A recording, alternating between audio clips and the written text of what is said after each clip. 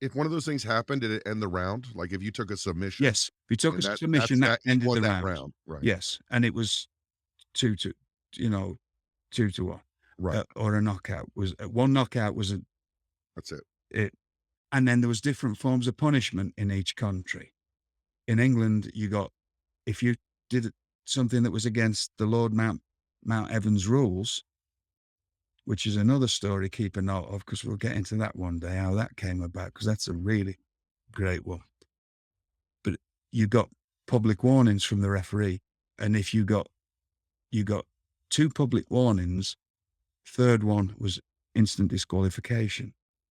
In England, the rules, one one punch in front of the referee that the referee saw, instant disqualification.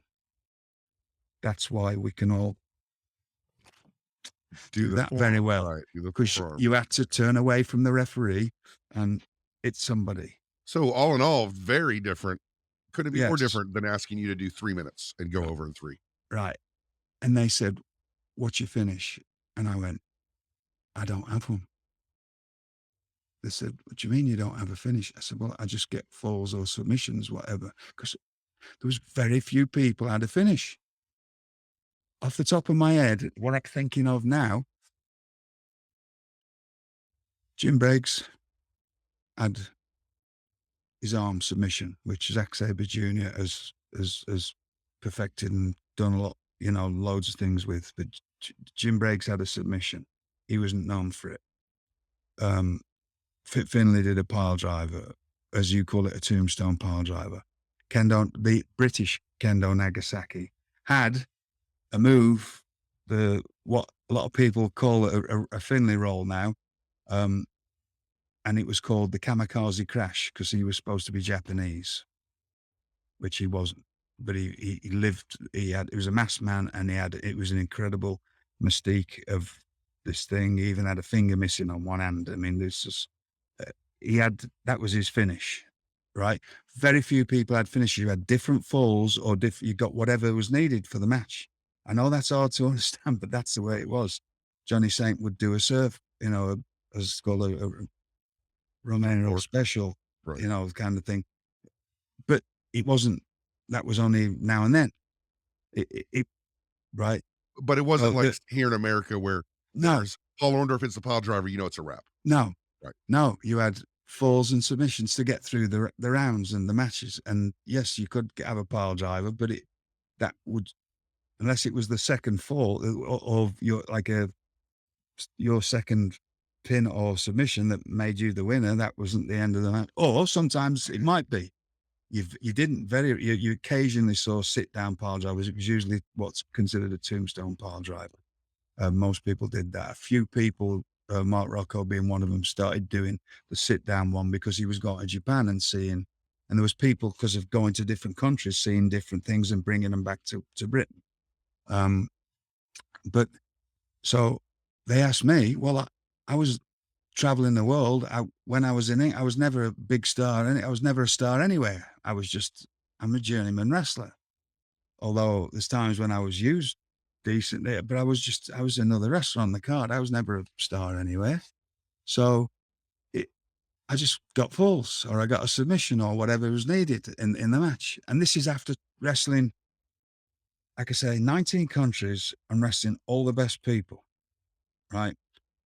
The thing that what Finley ended up doing, well, I was doing that in 93, because at one point I started doing that, and that was a direct steal from Kendo Nagasaki, because it's a good move.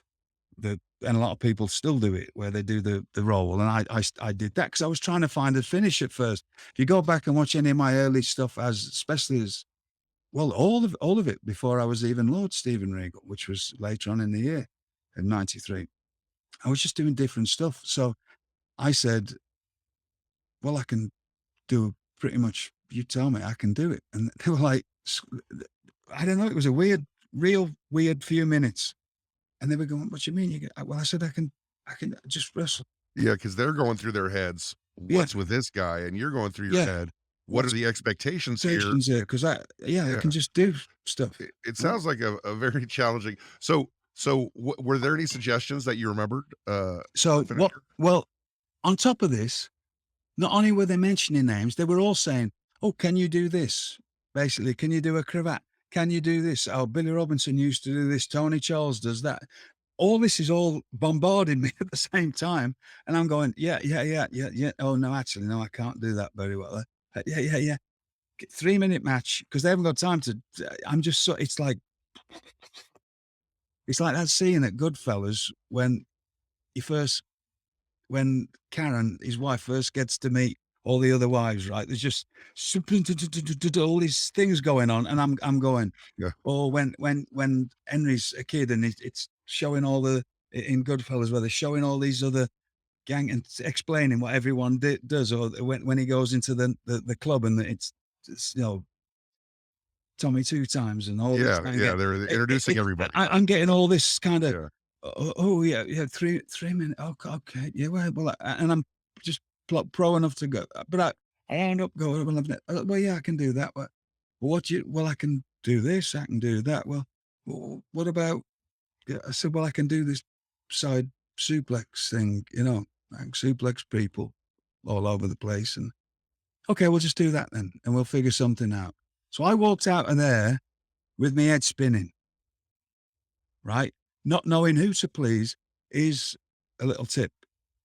If you find somebody for younger wrestlers, getting too much advice can be a detriment because you're trying to please too many people. And if you know that you've got somebody who knows what they're talking about, stick to them, right? Or one or two, because trying to please everybody or trying to take too much information, where do you start? This is I'm giving you a great lesson here. This is just me feeling like I was day one back on the job after 10 years of going everywhere. And especially in the last 4 years of going to all over the world and putting on really pretty solid wrestling matches. Right. I've been wrestling Fit Finley since I was 18, having, lots of matches with him. Wrestling, trained by it's just and not only wrestling, but training with because we used to. If you're in Germany, you were in the same place for weeks at a time. What do you think he did in the afternoon? I got in the ring with the best wrestlers you could get in with, and Right, learned a lot of stuff. Right, right. because that's what I never not wasn't learning, trying to And get and better. So and I've you're got feeling like a this. rookie again. You're I feeling feel like like right. starting from day one, but I've got enough composure, and because I look the part and I can get, so I go out. Well, one of the things. Well, can you do that thing and do a cravat? I want to see that. And that came from Bill Watts. Okay, listen to him because he's paying me. He's brought me here, right? So and he's I know he's not paying me, but he's the person who's signed off on me coming here. I've never met him, right? It's just a letter. I'd worked for WCW in 1991 in England. On a They had a week. They wanted to see. I think have I told this story on this where they wanted to see Giant Haystacks. I was wrestling him all the time. Famous, huge star in Britain. I was wrestling him all the time. He asked to wrestle me. I had to ask for the night off because I was booked somewhere else. I went and wrestled on the first night, and then because WCW had started showing late night on TV in England on ITV, I went the first night. This is where in 1989 I was wrestling for CWA in Germany for my first time. 5 weeks in Bremen, Germany. Scott Hall was there. I only found this out a couple of years ago. Everybody's got a story about Scott. I'm going to tell you mine. If I've not already told you, it's worth listening to again. Me and Scott got on very well. We shared a dressing room because it wasn't in a tent. It used to be a lot of it. It was in big circus tents in Germany, but Bremen wasn't. It was a proper building that held like 3,000 people. And then there was little dressing rooms. And I shared a dressing room with Scott Hall and an American called Steve Casey, who was a guy from Dallas, had long blonde hair. He was there. And so in 1991, Scott Hall is the Diamond Stud and he's with WCW. I go and work with Giant Haystacks. I wrestle Giant Haystacks. Unbeknownst to me, until a few years ago. One of the agents come up and said to me, "Can you stay for the rest of the week for the next 4 shows?" And I went, because Giant Haystacks was only on for one night, and I was only there to wrestle him because he liked wrestling me. They wanted a monster, and he was an attraction. Became, unfortunately, later on in '96, and he was not well at the time, um, which is another story and a sad story. But he um, he asked to wrestle me. I'm there. I see Scott again. Hey, how you doing? That's when I first got to meet Arn and a load of people, Harry Zabisco and people, and so and they said, "Can you stay for the week?" So I had to go and call British promoter Brian Dixon. Said, "Brian, they've asked me to stage it. Is that okay?" And he went, "I was booked for him for the rest of the week." He went, "Yeah, no problem." He let me stay. So because I wouldn't have turned down his bookings, I would never double book anybody. Didn't matter what the opportunity was. If he hadn't said yes, again. If he hadn't said yes that night, I wouldn't have ended up doing this for extra 4 days with WCW. Um, Scott Hall, without me knowing, went to the agent in charge and said he'd hit his elbow. He hadn't, and said, "That lad, I know that lad," pointing at me. "Keep him on the tour." And this agent listened to him, and that's what kept me on the tour for a week. Wow. So Wow. Scott pulled what we call in England a sickie, which pretending to be sick when he wasn't. Right. He pretended to hurt his elbow on the first night and kept me on the tour for the week, Wow. right? So I always got on very well with Scott, because we were just, again, we're together from 1989. So I got to that week, I wrestled Michael Hayes, Terry Garvin, Terry Taylor, and Oz.